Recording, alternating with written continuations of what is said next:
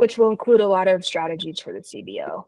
And Ralph, I'm going to wrap up my thoughts here and I'm going to call on you, but the next steps are for us to publish this information and start evaluating our criteria, our evaluating applications.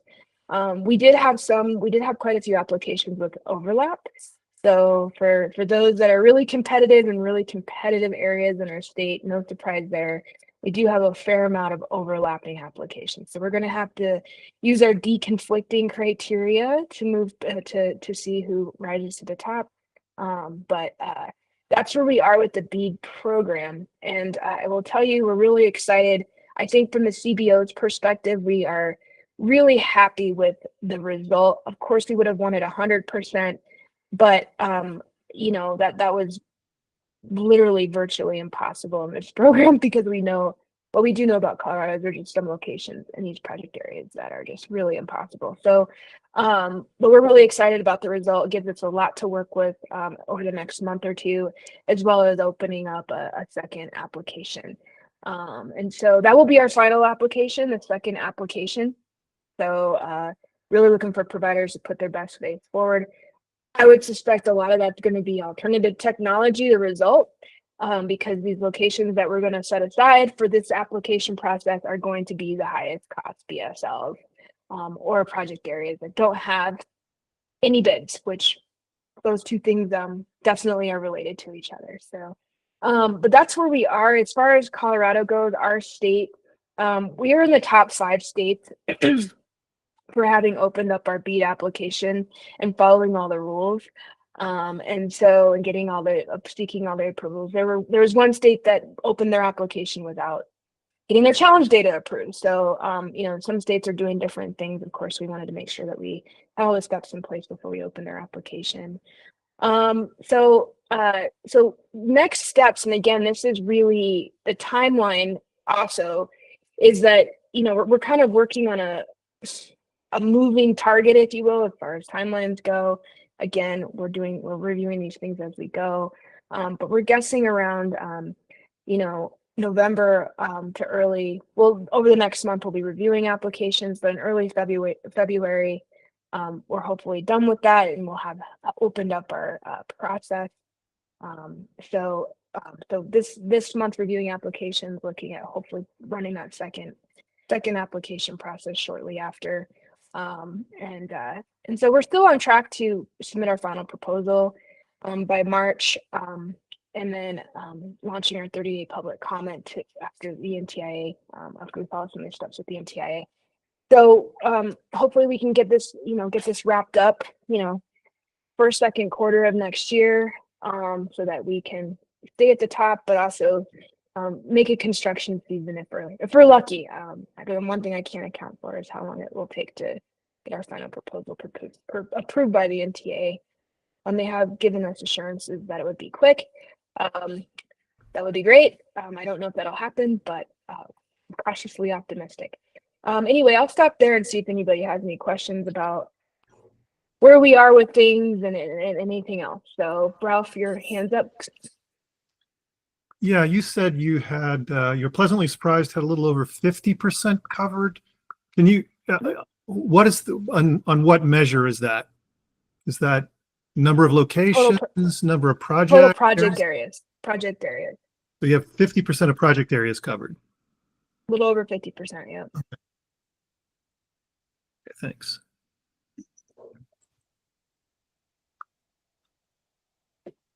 Eric? Yeah, so congratulations on getting through this initial process, and I'm sure the real work in a lot of ways, like you said, starts now. As far as the evaluation of it, that sounds like a lot to go through. Are you hoping with that oversubscription level, what'd you say, 1.27 billion requested above the what was it, 824 million or something like that you guys had set aside for this in total? Somewhere in that range? We have $826.5 million allocated to us by the NTIA. And then the state has a little bit of incentive money as well on top of that. Oh, interesting. Okay, I didn't know about the incentive. Does that constitute much additional funding? Or? No. for the Okay. state. We don't have that much But money. but it's there. Okay. Yeah, Um, it's there. and then, It's there. and then the 500 million matching funds from the applicants, is that what it was that you mentioned? Mhm. Yeah. And then the total, I was trying to figure out the total math there, because did you say 2.2 billion if you added all of the value of the matching and the requests together? Is that what Yeah, that was? it's a 2.2 billion in total cost for this first Because year. I'm not quite coming up with, I don't know, maybe it's new math, but I don't understand where the other nearly 500 million came from. What can you count like for me what that was? Because it's 1.27 plus 500, I get like 1.77 billion. There's probably some applications that didn't provide a match. Ah, okay. So there's more Yeah, some it's not always the applicant. math doesn't always add up in these programs. They just don't. Like CPF, it didn't match. It didn't add up. Like it depends on how much match people are providing. Okay. You'll yeah. If it was truly 25% of the total request, yeah, you would have the match. You have that add up. But in some cases, people provide more match. Some people don't provide any match. So that's where that. Okay. And then what I'm curious about, I guess, are you hoping for you mentioned a round two of the BEAD application, which I think a lot of ISPs were expecting as well, but that's probably subject to some sort of funding, I would imagine. So are you hoping to gain something to get back under that 826 million by eliminating the overlap and see what funding is left to be able to do round two? Or where would the funding come from if you didn't get much, if any, below the total amount available to Colorado for BEAD? Yeah, we're leveraging our high cost per location analysis to get under the numbers that we have now. And here's an example, like, and I don't have the application sitting in front of me. I'm just going to use an example here. But for example, you might have an application that is 500 million, but 400 million of those locations exceed our extremely high cost per location threshold. So we're going to use our extremely high cost per location threshold to say, okay, what's feasible with these locations? Because it doesn't make sense from a taxpayer perspective to spend $1 million per passing. So we're going to have to we're going to have to pull a few levers that we have and tools that are listed in our volume 2 to get to a number below the 826.5 million So does that mean you to wouldn't launch award them another phase. if they were, you wouldn't award some that are too high of per cost, in their current application that they're putting towards you? Is that, or you're trying to, I'm not sure how the lever would work. Just trying to understand it to like actually get those addresses that are in the project area served, but do it for less, and get under So the 6. yeah, maybe I'll start with just different math. So let's say there's one project area where 50% of that project area is over the extremely high cost per location threshold. We leveraging fiber. So, from an economics perspective, there's no business case for those locations to be fiber. And we outline this in our process, our guidelines. So once we do that analysis of those locations, we then say, okay, we don't have enough money to do that, to extend fiber to those locations. These locations are better for low Earth orbital satellite. So then we flip those locations to the less expensive technology, but still reliable broadband. And then we get to a more reasonable number. So then, maybe those locations, 50% of the locations now are below the extremely high cost per location threshold, saving us some money and also saving the provider money, because I'm sure the provider doesn't want to provide 25% match on, locations that could be, exceed $1 million to pass, right? So we have to use those levers to help get the numbers down and leverage alternative technology where the business case isn't favorable for those those locations to be served with fiber. So that's how we're going to see the savings. So that could be also, I guess, fixed wireless if you said, Yeah, it could be hey, fixed could wireless. you It's all could you do it's that alternative less, technology. right? And then that could still be that provider providing that service, but via fixed wireless as opposed to fiber for less is what you're thinking. Yeah, I mean, it could be when I say alternative technology, it's fixed wireless, it's LEO, it's everything that's not fiber, right? And so if the provider can provide it with fixed wireless, that's great. Or they want to partner with somebody to do fixed wireless, that's great as well. So we want to make sure that we're spreading our dollars and far, and that we're using our taxpayer dollars responsibly. So Looks that's like how we'll get. Ralph has his hand, so I'll end my series of inquiries for now and let him jump in. Yep. Thanks, Eric. Do you have any measure of how many of these applications are pure fiber and how many are alternative technologies, or are they all fiber? Yeah, we're still analyzing that. We'll provide that on Friday. Okay. Yeah. Oops. Ralph, do you have another question? No, sorry. All right, I'm going to open up to some people that haven't asked a question yet. Do Sandra or Nathan or Carrie? I don't know who 303 is over here. Anybody else have any questions for CBO on BEAD?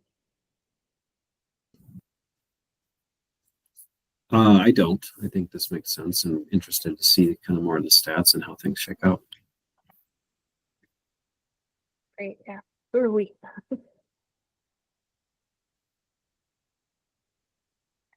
Any more questions before we move on to the next part? Yeah, I do a little bit still. I wondered if, I mean, you mentioned Leo, which has always been kind of a fun one to try to figure out how that's going to work. Has there been any more clarity for the applicants as to what mechanism you're going to use, if those are designated as an alternative technology and the only way to do it is low Earth orbit satellite? Typically, are they still going to provide a 25% match for essentially a company that doesn't really partner, or is that going to be have you figured out how you're going to do that? Since that's generally just private companies, or really just one with some others upcoming that are the ones providing that service. Yeah, we had a Leo company participate in this round. So, and it, there's more than one. There's more than one for sure. So there is a 25% match, right? So we can't really deviate too far from that unless unless there's several reasons why we want to try to have people have skin in the game. And that's just typical of grant making, not unique to the CBO. But I think how we'll look at it, and again, we're gonna come up with an updated project area map for the remaining project areas and the areas that we have deemed extremely high cost. So that we'll publish that map, those locations for people to bid on in the second round, which is very similar to what we did the first round, where we have a map, people look at it, and they submit their applications based on that data. So again, you could actually extract those ultra high cost addresses to a separate biddable set of addresses to serve. Is that kind of what I'm getting from what you're saying? Yeah, I mean, it's basically the BEAD eligible list with the eligible locations, and we designate those extremely high cost, and then we map those out in addition to looking at project areas that don't have bids after we try to work with providers to pick up those remaining any remaining project areas before we open up the process. Would the ones that predominantly had a mostly fiber solution that below the highest cost threshold for a project area map, still be awarded everything but what went over the high cost threshold for fiber build, and just the ones in that project area map that were over the threshold be the ones that were separated out to an alternative technology? Or would the entire PAM have to be awarded to a singular vendor? So the way we set the program up is if you're a provider and you bid on a project area, you're responsible for covering 100% of that project area. So, if your project area is below the extremely high cost per location threshold for fiber, and you score highly, right? In those project areas that you have selected, then, theoretically, you would, you would be looking at at least a conditional award. And so, but yeah, so there's not like really partial project areas at this point, because that's not how we set it up. If you are a provider, you bid on that project area, we ask you to make sure you're okay with covering it. The real question becomes is how many of those locations are above the extremely high cost per location threshold for fiber, and then below. And so some providers, they do offer mixed solution technology solutions. Some providers are only fixed wireless.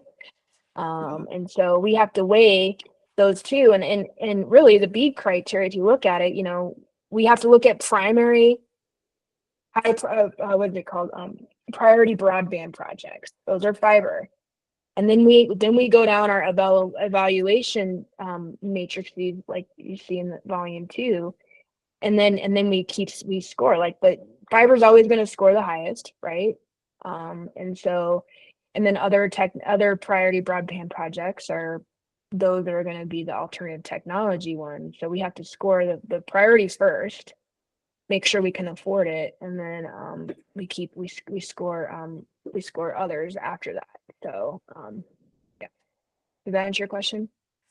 Yeah, I think mainly, and I think the providers that were actually applying probably have a better handle on it even than I do. So I don't want to make you have to go over something that's clear to them just for my benefit. But I mean, I have a little bit of concern, I guess, that if it was 99% fiber and on a certain project area map and below the threshold for those addresses, but 1% of it was designated as LEO because there's just no way to get to those, that 99% wouldn't get served just because, there is like, they don't provide LEO, obviously, that there's a limited number of companies that do provide that, extremely limited. So I don't know if there's provision to say, hey, this gets us 99% of that project area map with fiber with the cost that's acceptable. It's just those couple addresses that were just on this way out from the boonies that were just not possible if it's gives provision for that, I guess. But as long as it does, it sounds like you get those priority types of installations done as much as possible. That is your incentivization, is to build fiber wherever you can, I guess. So that makes sense. Yeah. I mean, yeah. And we still have to apply the same scoring criteria to every phase of this program. So, it's all the same for us. The results are going to be different, right? Based on how much it costs. I mean, our number one constraint is our BEAD allocation, right? So, we have to be really mindful of that with the understanding that it's not 99%, it's 100%. So, it's like, we have a really interesting exercise here and challenge, and we're all up for it. And so, we'll do the best we can with the monies that we received, for sure. Is the this might be putting way premature in part before the rules, but once this is done, being allocated, and you've addressed what you can address with the monies that are available for BEAD, if there is a shortfall of unserved and underserved addresses that were not able to be addressed with the funding that's available to Colorado, I know you have the high cost fund, but that's only $14 million per 6 months, or $14 million or so a year. I can't remember which it is, but is there any other mechanisms that you've talked to the governor about to get to that executive order? Because I'm not sure when he wrote that BEAD was even on the on the docket, was it? I mean, as far as being, BEAD was the BEAD, yeah, the NOFO came out, yeah, when, the governor issued that EO. I mean, I think, for him, he wanted to start with a goal, give us something to work towards, which was really helpful. And then also that the Colorado Broadband Roadmap was another big piece of that EO for CBO. I know there were other agencies called out. But we've done all those, we've taken all those steps, but regardless of the BEAD program, the governor's desire is 99%. This program will leave locations out. There's a couple reasons why. The RDOF program, those locations, a lot of them aren't on that list. They're not on the BEAD eligible list just based on timing of default with FCC. We're going to have changes in other broadband programs, not just ours, like, Reconnect. We're already seeing a little bit of movement in CPF, which we'll talk about here shortly. So there's always going to be some sort of gap. I think when our delegations came together and put this program together, it was great. I think they were looking at it like, this is the one and done historic moment. It is a historic moment, but it was never one and done in my mind because, this is infrastructure. You can't set it and forget. And I know you guys have heard me say that before. It's just going to take continued investment. And so, yeah, I think that mandate still holds very true today. Is there money? Have we talked to the governor about what if? No, we haven't. Mainly because we're still working through our process. And at some point, if we need to, we'll have that conversation. Anything else with this speed? All right. I'm just gonna hop into the Middle Mile initiative. Just want to give you an update. It's not much of an update, but I want to keep this on your radar so you guys know we're making progress. Staff, including CBO and CDOT and DOLA, have all worked together on some of our RFPs, and we're finished with those, as well as some agreements that we're working on. We'll share later, not this month, about our agreements with CDOT, but those are on my deck to review. And once I'm done reviewing those, we'll start putting those out to bid. I'm hoping that we can do it this month for sure, by the end of the month to get it published. And there's three pieces to it. There's our inventory and assessment, and our strategy for Middle Mile, as well as looking at some sort of longer term operating framework. So for any kind of state Middle Mile program that we determine we want to do going forward, and I know some of you guys have been briefed on what we're doing and our plans there. So, but those are done, and those through the month we'll hopefully put those out there. I just have to figure out some budget numbers before I do. So that's where we are with Middle Mile. Nothing to report on the legislative side. This is a multi-year process. And I'm guaranteeing 10 years from now, there'll be people sitting around a Zoom call talking about how it's going. But we're embarking on this journey. Again, the priority is just exploring feasibility with stakeholders. No decisions have been made. And we want to make sure that what we put out there as far as recommendations work for Colorado. Given that we're not like Arizona or Utah, they have really great models they'll choose from, or at least look to. But I think it'll be a hybrid of a couple of different strategies when we're all finished. So we'll put some information on that as we move forward, but I want to let you guys know that we're making progress on it. Any questions on Middle Mile before I hand it over to Jonas?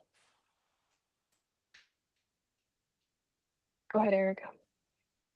you're good. Sorry. But I do. On the, I'm looking at like the email that you sent out with regard to the HICOT support mechanism being, pushed forward as far as being the funding mechanism for Middle Mile, and that kind of like the Broadband Deployment Board's funding, which it previously went towards, which was last mile instead of Middle Mile, that like DOLA's program is available to a wider set of applicants, ISPs, nonprofits, co-ops, electric companies, municipalities, ISP partnerships, and city-owned ISPs.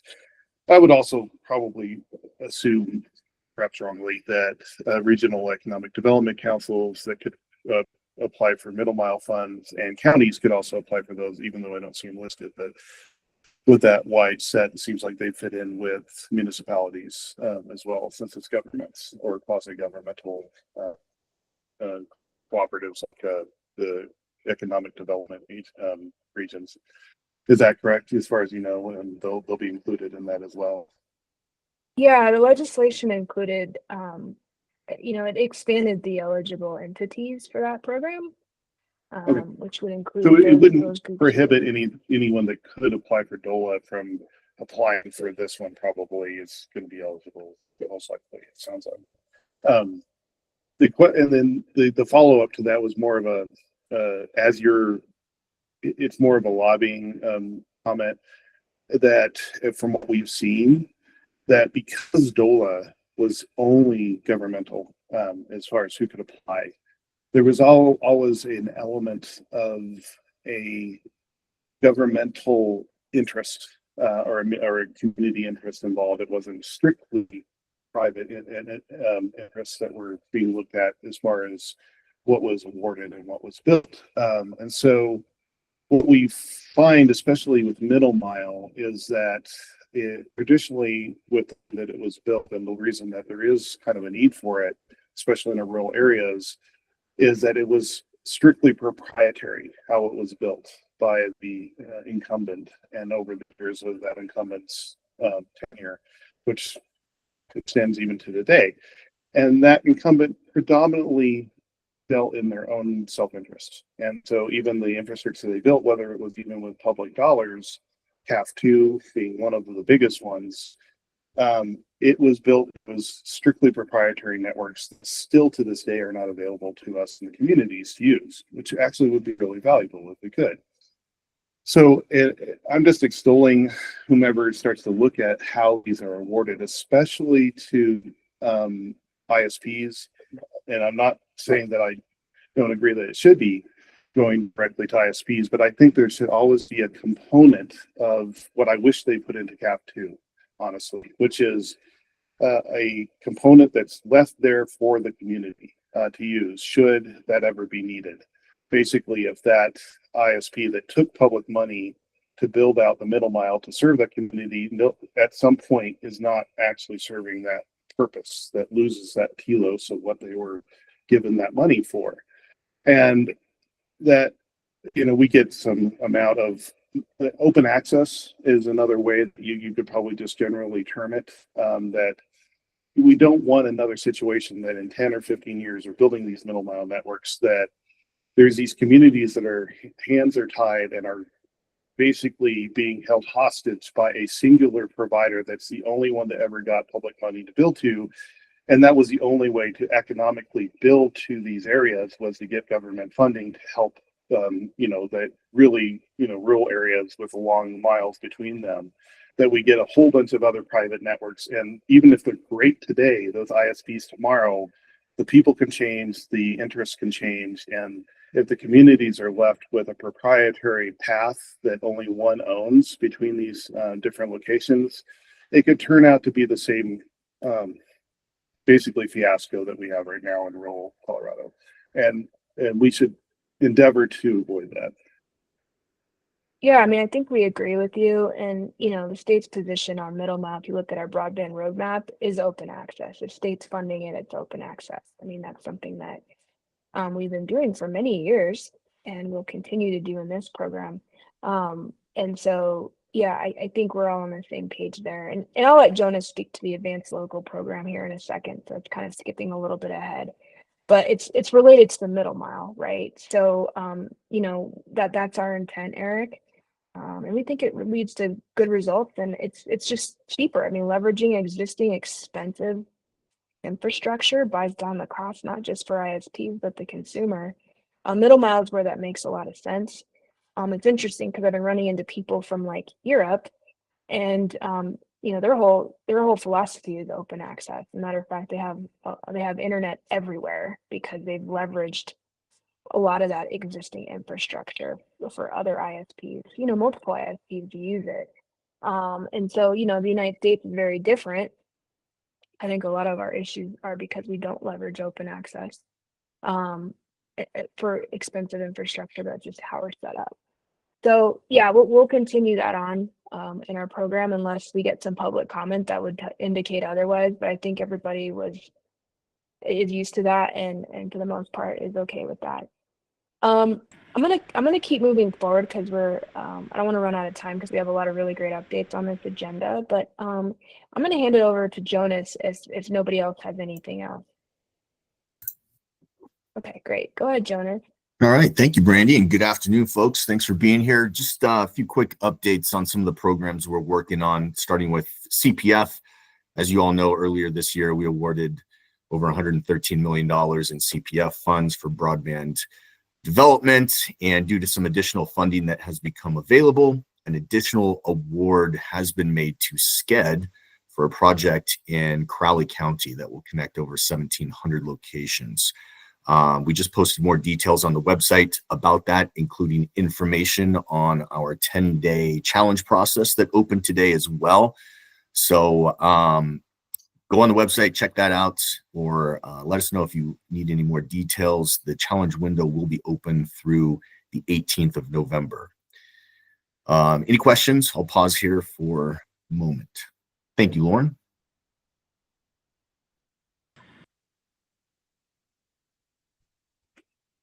Okay, next I've got an update on the Broadband Deployment Board, which now has a new name, Advanced Broadband State and Local Dollars.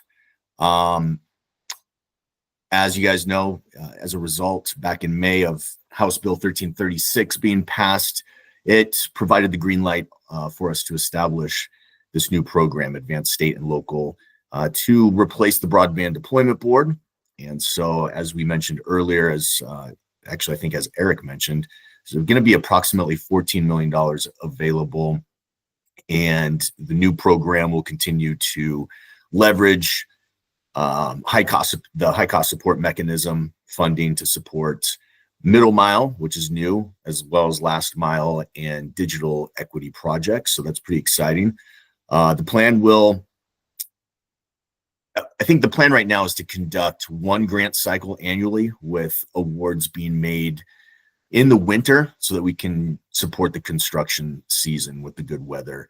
Right now, I think the first grant cycle will be launched in late 2025. So look for that in Q4 2025. And I think tomorrow we're going to be publishing the program grant guidelines. So those will be published for public comment, and we look forward to all of you providing input on that as well. Any questions on the new Advanced Local program? All right, then. My last update is on workforce. We've been talking about workforce and some of the efforts that we've been making over the last 6 months or so. Our latest update is that in late September, we applied for an EDA workforce grant, and this grant really aims to help, I think, address the workforce shortage by creating training and apprenticeship programs that will go out for 130 new broadband workers that will be targeted in 14 high poverty rural counties. So the grant request was a total of $1.6 million, and the initiative will train fiber techs, outside plant technicians, and utility locators. So these are crucial roles for expanding broadband infrastructure in the state, and especially needed to support BEAD and other projects that will be ramping up over the next several years. So key industry and education partners will develop curriculums and establish pipelines for participants that will lead to permanent broadband jobs. So pretty exciting stuff there. We're really hopeful we are awarded that funding, and we should know more in Q1 of 2025. Those are all my updates, unless someone has any questions about any of these items before we move on to Paige. Quick one. Go ahead, sir.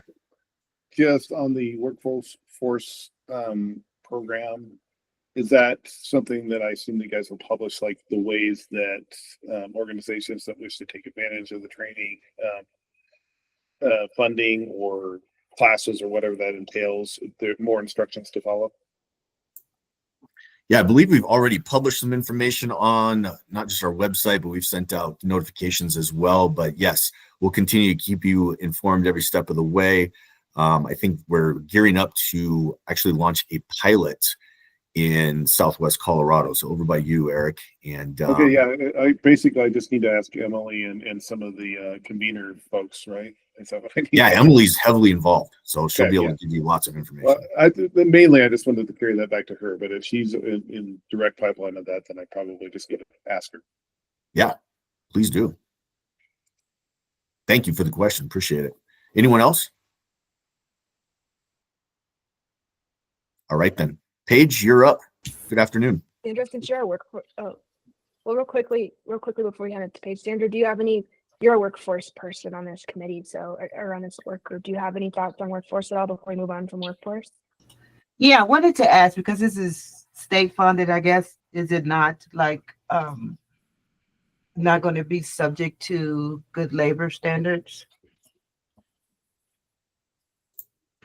So yeah, there are labor standards that we've published in our workforce development plan that is published. I thought we'd shared those with you, but if not, I can definitely get those over to you.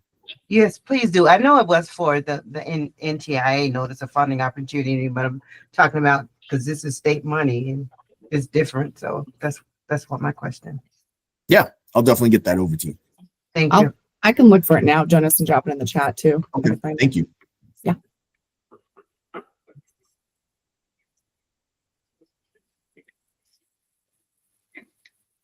All right, if there's no more questions, I'll go ahead and get started on legislation. Paige Osman, I'm a senior policy advisor at the government affairs team. Last time we gave an update in this meeting, it was September, so we talked about the cell phone interim study committee. They did meet on October 1st and decided to move forward with 3 bills. The bills are Bill 1, single point of contact wireless services, Bill 2, wireless telephone infrastructure deployment incentives, and Bill 3, local government permitting wireless telecom facilities. The CBO is taking a neutral position on Bill 1, opposing Bill 2, and then has no position on Bill 3. And we're just continuing to work and talk to legislators on each of those bills. And we'll have more details coming up in those roundtable calls this month. And then we're going to pick up the weekly broadband legislative stakeholder calls in December. If you were registered last year for those, then you should still be on the list. And if you weren't registered last year, just send me your email and I'll get you set up on those. They're held weekly for anywhere from 20 minutes to an hour. And we'll give an update on whatever legislation is happening at the time. And then it's also an opportunity for you to ask questions or contribute to the conversation. And yeah, we're just prepping for the 2025 legislative session, which begins on January 7th. Happy to take any questions. Yes, Sandra. Yeah, what did you say? I got cell phone bill, something single point of contact, but could you repeat those 3?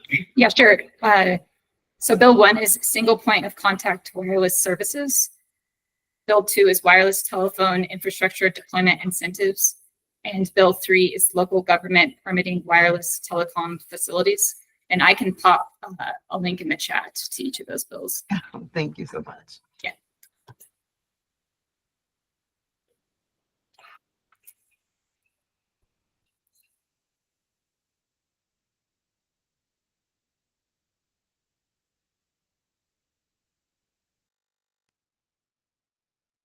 Great, thanks, Paige.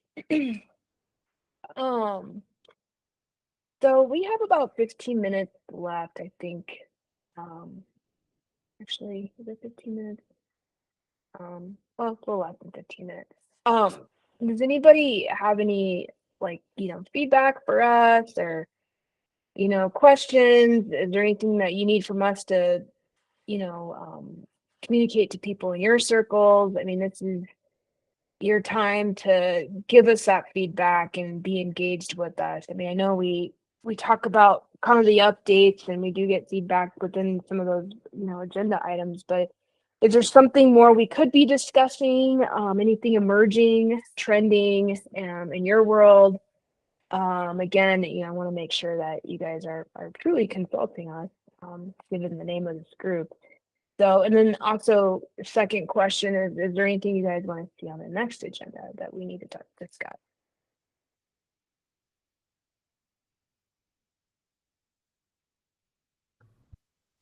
Go ahead, Rob.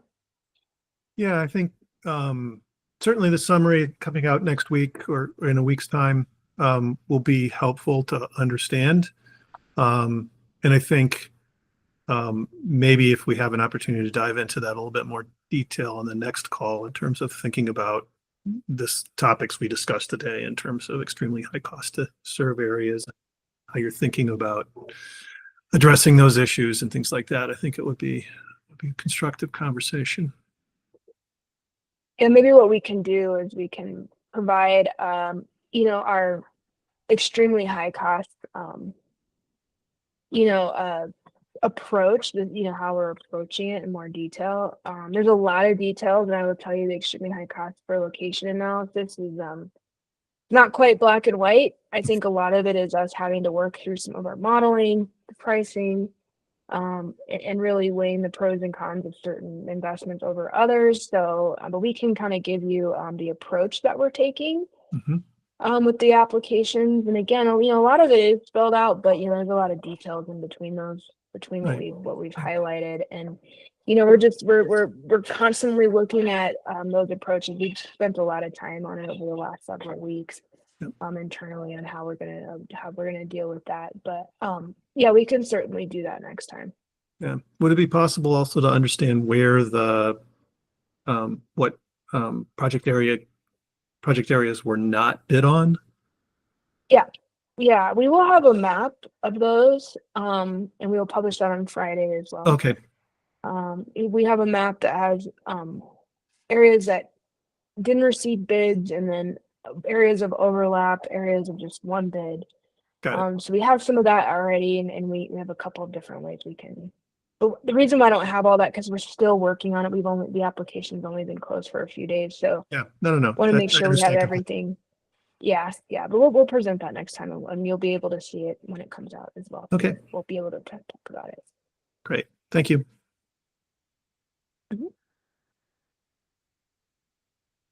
Eric, did you have your hand up?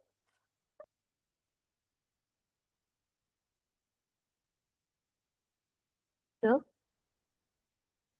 Okay. Sorry, this is a little more of a long-term thinking suggestion, but it does have to do with what I know you've been getting on some of the BEAD applications, and the challenge that you're facing is the high cost and long timeline of make ready for aerial installations. I believe this is already causing some consternation among applicants because frankly, public utility companies that own the poles, they're not used to this many make ready requests, and so they don't have the engineering staff in place to address those oftentimes, or their replacement schedule is longer than the actual guidelines or requirements in the grant will allow.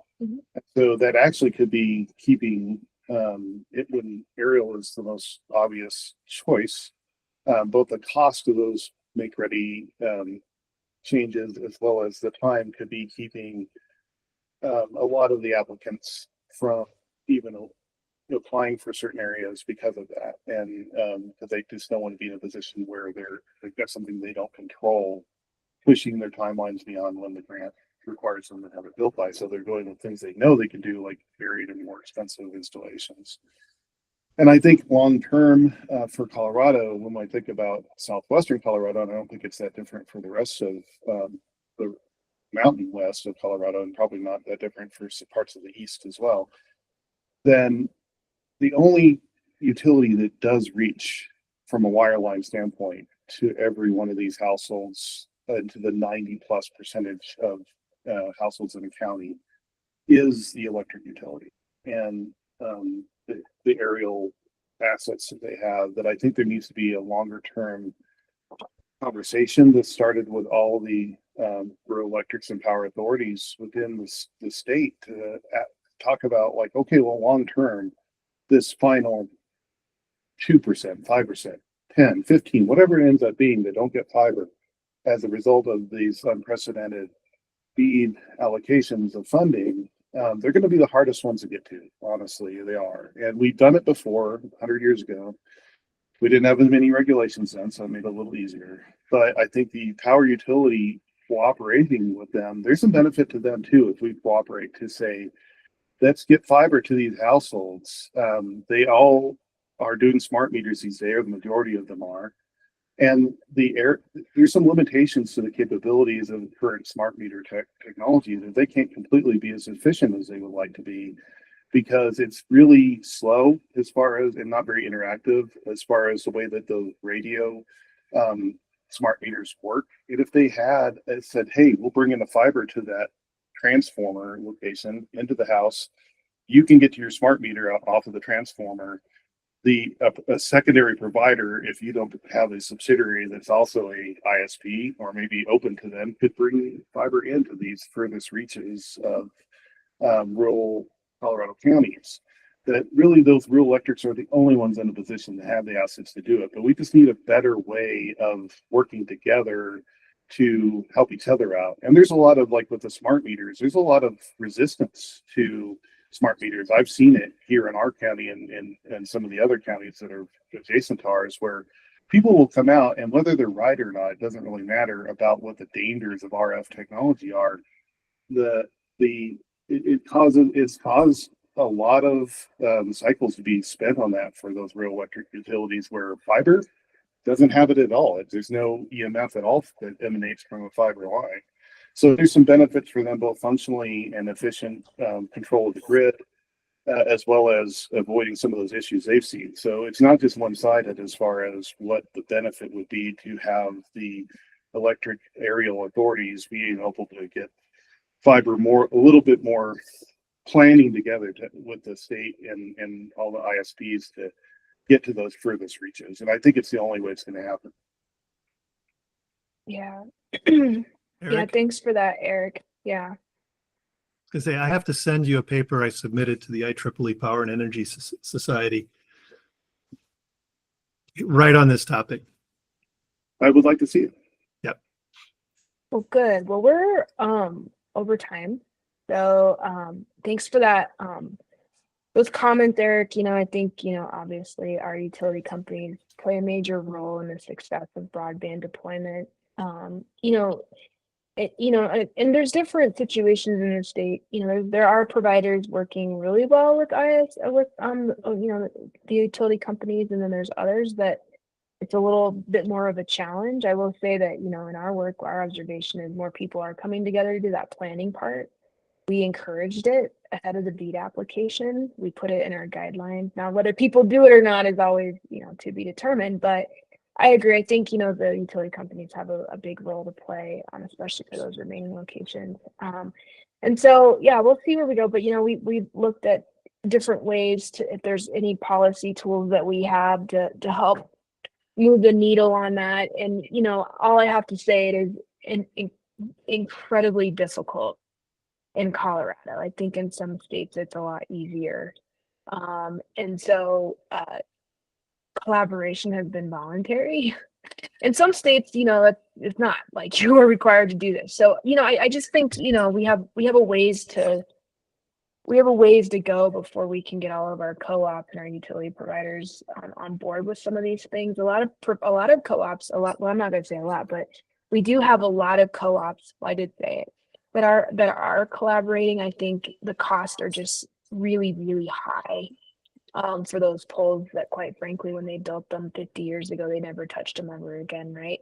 So, we have some huge challenges there. It's costly for the utility company as well as provider. And some states have been really proactive and, allocated money. The General Assemblies have allocated hundreds of millions of dollars just for pole attachments. Colorado has not done that, only because, it's just different here. We just didn't have the funding. And a lot of that funding was federal dollars as well, so not necessarily state dollars. So there's a lot of ideas on the table. It's how do we get there is the next step. So yeah, it's something we'd flagged. We were seeing the challenges in our grant programs, not just ours, but other programs, federal programs. So, I think it's going to continue to be a challenge for providers, and the permitting and the lengthy delays we hear all the time. We know those are the pain points, and the Colorado Broadband Office will do our best to advocate for policies that make it easier for people, and we have, but we have a ways to go and a lot of money to push out to make that happen, make it less expensive for people. All right, you guys.